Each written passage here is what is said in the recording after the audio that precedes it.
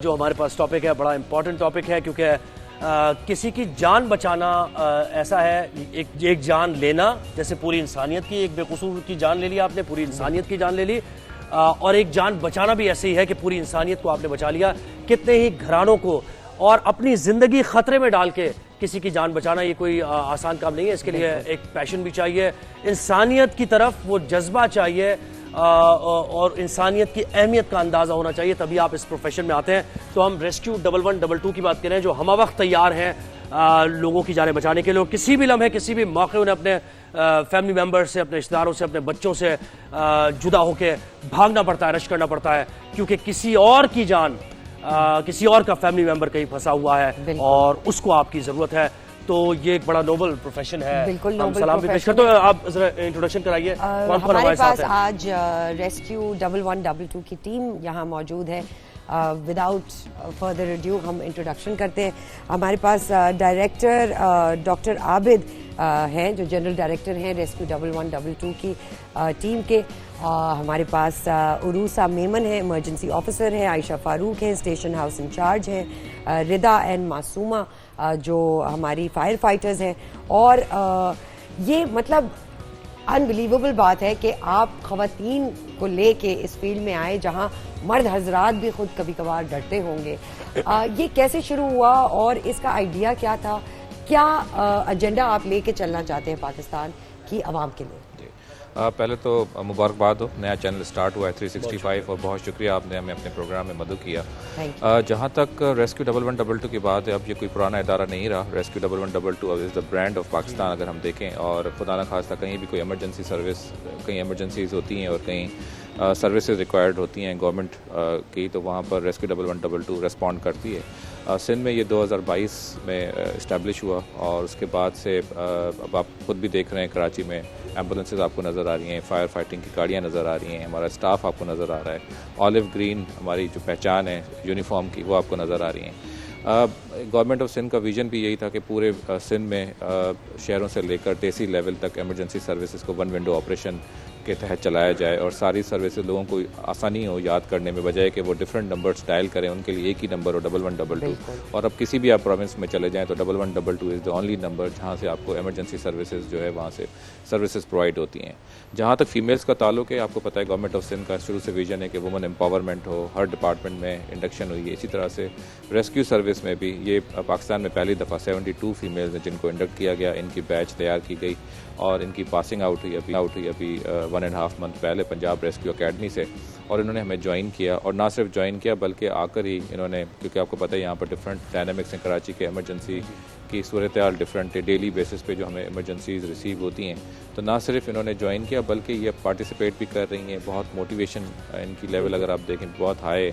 और फीमेल्स के आने के बाद आपको पता है जहाँ भी जिस भी इदारे में इन्होंने फीमेल्स को इंडक्ट किया गया है वहाँ की कारकर्दगी और बेहतर हुई है। बिल्कुल हुआ है। आप बताइए आयशा से अगर हम पूछें किस किस्म की मुश्किलात का सामना करना पड़ता है Ayesha on a daily basis? देखिए, हम बहुत सारे इंसिडेंट पे रिस्पांस करते हैं। फायर फाइटिंग का आपको पता है कि एक बड़ा क्रिटिकल मरहला होता है। जहां आग लगती है वहां पर मनाजिर ही कुछ और होते हैं, लोगों की चीखो पुकार भी होती है, उनको रेस्क्यू भी करना होता है। वहां माइंड के साथ साथ जो है फिजिकली तो आप वहां मौजूद होते हैं, लेकिन आपका माइंड का भी बिल्कुल एक्यूरेट होना बहुत लाजमी है। तो ये चैलेंजेस तो मतलब लाइक फील्ड में जाके होते हैं, क्योंकि it's not an easy job. आग बुझाना या बिल्डिंग कोलैप्स होने के बाद वहाँ से करना it's not easy at all. लेकिन ये कि हमारी ट्रेनिंग, हमारी प्रोफेशनल टेक्निकल ट्रेनिंग हो चुकी है, इसकी वजह से भी हम प्रैक्टिस में हैं और जो जान बचाने का जो जज्बा होता है वो इस कदर हावी हो जाता है कि हमें ये होता है कि हम पहले लोगों को फ़ौरन से रेस्क्यू कर लें और फिर इन चैलेंजेस को सोचें। तो ये वो चीज़ है, कह रही है कि एक जज्बा है, यानी आपका मिजाज, अगर ये कोई ऐसा प्रोफेशन नहीं है कि जिसमें आपने एज ए प्रोफेशन इसको लिया और आप काम करें, इसके लिए जज्बे की जरूरत है। बिल्कुल बुनियादी जज्बा ये है कि इंसानियत की खिदमत आपने करनी। अच्छा, ये बताइए कि हम भी अक्सर जब ये इस तरह की ब्रेकिंग्स आती हैं तो हमारा सवाल पहला यही होता है कि ये जो रिस्पॉन्स टाइम है ये बड़ा अहम होता है। कोई भी वाकया अगर हो गया, बिल्डिंग कोलैप्स कर गई है या फिर कोई आग लग गई है, तो अगर रिस्पॉन्स टाइम क्विक है और आप क्विकली उसको रिस्पॉन्ड कर रहे हैं तो लोगों की जानें आसानी से बच सकती है, वरना बहुत ज़्यादा जानी नुकसान होता है। तो इस पर कोई खास स्पेशलाइज्ड ट्रेनिंग आपकी है जो आप कर रहे हैं? देखें, सबसे पहले जो ब्रेन होता है किसी भी सर्विस का वो सेंट्रल कमांड एंड कंट्रोल होता है। उसी तरह से कराची में एक central command and control establish हुआ 1122 का, जहाँ पर डेली बेसिस पे कोई 17,000 के करीब कमोपेश डेली हम कॉल्स रिसीव कर रहे हैं पूरे सिंध से। उसमें अगर हम सिर्फ कराची कॉल्स ले तो ऑलमोस्ट 8,000 कॉल्स पर डे में रिसीव हो रही हैं। जहाँ तक रिस्पांस टाइम हम इस वक्त क्लेम करते हैं, एम्बुलेंस सर्विस अगर आपने देखी है, जो आप अल्लाह ना करे किसी को ज़रूरत पड़े, लेकिन इस वक्त तकरीबन कोई 12 मिनट का टाइम है जिसमें हम लोग उसमें रेस्पॉन्ड करते हैं। लेकिन तब तक जो कॉल सेंटर से हमारा एजेंट होता है वो कंटिन्यूसली उनके साथ इन टच रहता है और उनको गाइडेंस देता रहता है। उसके साथ साथ अगर कहीं फायर इमरजेंसी है या फिर कहीं बिल्डिंग कोलैप्स या खुदा न खास्ता कोई अर्बन फ्लडिंग है या कोई खुद नेचुरल डिज़ास्टर आ जाए, जो हमारा रेस्पॉन्स टाइम है वो है 20 मिनट्स का, जिसमें हम रेस्पॉन्ड करते हैं। और इसको हम और बेहतर से बेहतर करते जा रहे हैं क्योंकि नियर बाय स्टेशन बन रहे हैं, क्योंकि इस वक्त ज़ाहिर बात है बहुत कम स्टेशन हैं, स्टेशन की तादाद बढ़ा रहे हैं। इसकी एक्सपेंशन कंटिन्यूसली चल रही है, नई सर्विसेज यहाँ पर मुतारिफ़ करा रहे हैं। आप बहुत जल्द आप देखेंगे बाइक सर्विस भी यहाँ पर स्टार्ट हो जाएगी, आपको रोड्स पर नज़र आना शुरू हो जाएगी। तो रेस्पॉन्स टाइम बहुत इंपॉर्टेंट है, क्योंकि जो गोल्डन टाइम होता है उसमें अगर हमने रेस्पॉन्स प्रॉपर्ली दे दिया तो उसमें बहुत चांसेस होते हैं कि हम किसी की जान प्रॉपर्ली बचा सकें। हम रिदा और मासूमा से ये बात करना चाहेंगे, ये फायर फाइटर तो पूरी दुनिया में माने जाते हैं कि सुपर हीरोज़ हैं, बिकॉज ये बहुत मुश्किल मरहला होता है और इसमें आपकी अपनी जान को बहुत ख़तरा होता है। तो मासूमा मुझे ये बताइए कि कैसे इस चीज़ का इंतखाब किया आपने, आपका दिल कैसे माना कि ये मैं जॉब इतनी मुश्किल जॉब करूँ? जी बिल्कुल, ये बहुत ज़्यादा चैलेंजिंग था, पर ये एक जज्बा होता है लड़की के अंदर कि मुझे बस करना है। और फायर फाइटिंग एक लड़की करना और लड़की को मतलब फायर फाइटिंग करना बहुत मुश्किल होता है। किस तरह के केसेस आपके सामने आते हैं ज़्यादातर? जी बहुत सारे केसेस आते हैं, जैसे अभी हमारे काशिफ सेंटर पे हमने रिस्पांस किया था, बिल्कुल, जिसमें बहुत ज़्यादा 7 या 8 फ्लोर पे आग लगी थी, जिसमें बहुत ज़्यादा स्मोक था, जिसकी वजह से लोग जो है बहुत ज़्यादा पैनिक हो गए थे, ऊपर चले गए थे। तो हमने उसको स्नॉर्कल के ज़रिए उसको क्या कहते हैं रेस्क्यू किया और लोगों को बचाया। आप ये बताएं कि जब आप जाती हैं, क्योंकि देखिए एक लम्हे को इंसान का अंदर भी आपसे कुछ कह रहा होता है, आग लगी हुई है कहीं, आप पहुंची हैं, अब उस वक्त आप क्या सोच रही होती है कि अपनी जान बचा लूं? क्योंकि ये बड़ा आसान है उस वक्त आप अवॉइड करें, कोई भी रीजन आप दे सकते हैं कि ये हो गया था, अंदर नहीं जा रहे हैं आप, तो वो लम्हा कैसे, उसको कैसे क्रॉस करती हैं, वो हर्डल कैसे क्रॉस करती हैं?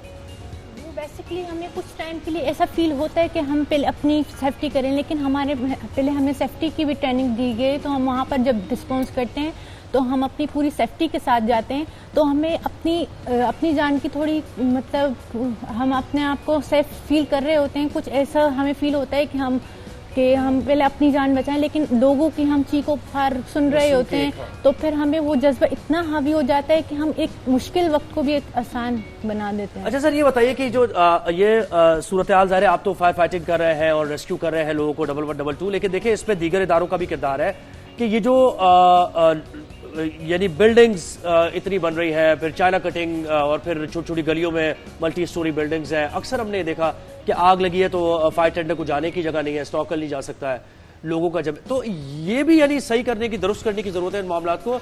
आप क्या कहेंगे? देखें, जहाँ तक इंफ्रास्ट्रक्चर का ताल्लुक है, क्योंकि ऑलरेडी शहर बन चुका है, अब ऐसा हो नहीं सकता कि वहाँ से कोई बिल्डिंग गिराई जाए और रास्ते बनाए जाएँ, तो हमें इसी मुश्किलात, इसी चैलेंजेस के साथ हमें काम करना होता है। तो हम डिफरेंट टाइप की टेक्निक्स यूज़ कर रहे होते हैं। जहाँ पर स्पेस कम, नैरो स्पेस होता है, वहाँ पर हमारे पास जो व्हीकल्स हैं वो डिफरेंट काइंड्स की हैं, वो छोटी गाड़ियाँ भी हैं, बड़ी गाड़ियाँ भी, तो उस तरह से हम रेस्पॉन्स करते हैं, क्योंकि इन चैलेंजेस में हमें काम करना है। और दूसरा, क्योंकि अब जो एक्चुअली जो चैलेंज है वो ये है कि जो नए शहर बन रहे हैं, क्योंकि एक्सपेंशन अगर आप देखें कराची से बाहर निकलें तो सोसाइटीज़ बन रही हैं, तो एटलीस्ट वहाँ पर वो प्री प्लान सिटीज़ हों, वो प्रॉपर्ली कनेक्टेड हों। और इसको मद्देनज़र रखते हुए एक और इनिशिएटिव लिया गया गवर्नमेंट ऑफ सिंध से, जिसकी अभी इनाग्रेशन इंशाल्लाह होने जा रही है। और इस वक्त मोटरवेज जो M9, N5, N55 और मेहरान हाईवे जो इंटर सिटी कनेक्टेड हाईवेज़ हैं, उसमें हर 50 किलोमीटर्स पे हम सेटेलाइट स्टेशन इंशाल्लाह क़याम करने जा रहे हैं। और ना सिर्फ हम डिस्ट्रिक्ट लेवल पे, तहसील लेवल पे अपनी सर्विस को बेहतर करने जा रहे हैं, बल्कि इस्टेब्लिश कर रहे हैं, बल्कि हाईवेज़ पे भी अपना रिस्पांस जो है उसको बढ़ा रहे हैं कि जहाँ पर जो एक्सपेंशन हुई है, जहाँ सोसाइटीज़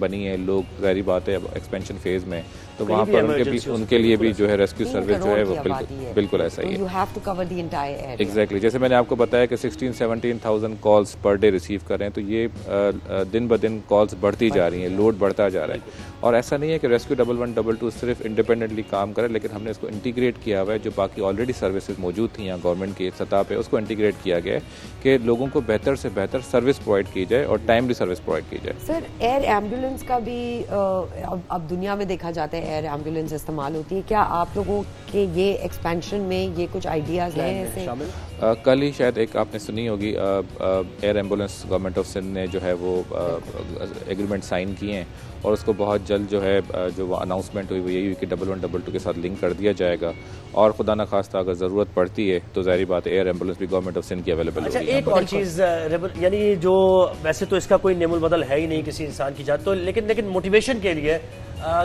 कोई रिवॉर्ड बेस्ड कोई सिस्टम आपका ऐसा है कि आप लोगों को, फायर फाइटर्स को एक्नॉलेज भी करते हैं, सर्टिफिकेशन भी है और पैसे इन टर्म्स ऑफ मॉनिटरिंग? देखिए, मेंटल हेल्थ को कंटिन्यू रखने के लिए मोटिवेशन इज़ वेरी इंपॉर्टेंट, क्योंकि जिस तरह के वाक़यात हम लोग देख रहे होते हैं, क्योंकि हमें सबको अपनी अपनी मोटिवेशन के लिए सारी चीज़ें ज़रूरत है। इसके दो हम पैरामीटर्स हैं। एक तो हम इनकी कंटिन्यूस काउंसलिंग साथ साथ रखते हैं, क्योंकि पता है आपको कि डेली बेसिस पे इस तरह के इंसिडेंट देखना कुछ अरसे के बाद ट्रॉमा एग्जैक्टली। और उसके बाद अगर हम इनको कंपेयर करें बाकी जो इस वक्त गवर्नमेंट की सर्विस चल रही है, तो इनका जो सैलरी स्ट्रक्चर है वो बहुत अच्छा है। उसके साथ साथ रिवॉर्ड्स हमने ज़ाहिर बात रखे हुए हैं, सर्टिफिकेशंस करते हैं, तो हर लिहाज से हमने कोशिश की है कि हम इनको अकोमोडेट करें, मोटिवेट आयशा, रखें। कुछ आखिरी मैसेज जो आप खवातीन को देना चाहेंगी कि इस फील्ड में आएँ और आपका साथ दें? अच्छा, देखिए, ये हमारा फर्स्ट बैच है और हम being women as a motivation बनना चाहते हैं आने वाली ख़वातीन के लिए भी। और अभी हमारा नेक्स्ट बैच भी है, वो भी ट्रेनिंग के लिए जा रहा है, around 170 to 180 female.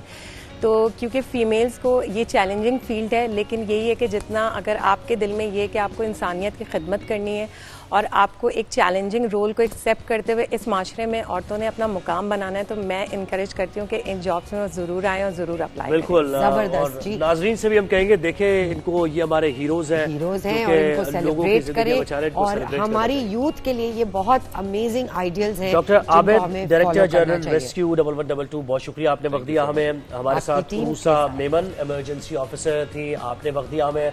Ayesha Farooq साहिबा स्टेशन हाउस इंचार्ज, आपने वक्त दिया। और हमारे हीरो फायर फाइटर्स हमारे साथ थे। बिल्कुल ठीक है जी जनाब, हम इसी तरह अपने और भी दुनिया के पाकिस्तान के हीरोज को दुनिया के सामने लेकर आएंगे। छोटी सी ब्रेक पे जाएंगे, हीरोज भी हमारे साथ, और कुछ स्टार्स अनबिलीवेबल स्टार्स भी हैं हमारे साथ। जावेद शेख साहब हैं, बेरोज सब्जवारी साहब हैं। आप छोटी सी ब्रेक लें और वापस मुलाकात कराते हैं, मजे मजे की बातें करेंगे। हमारे साथ रहिए।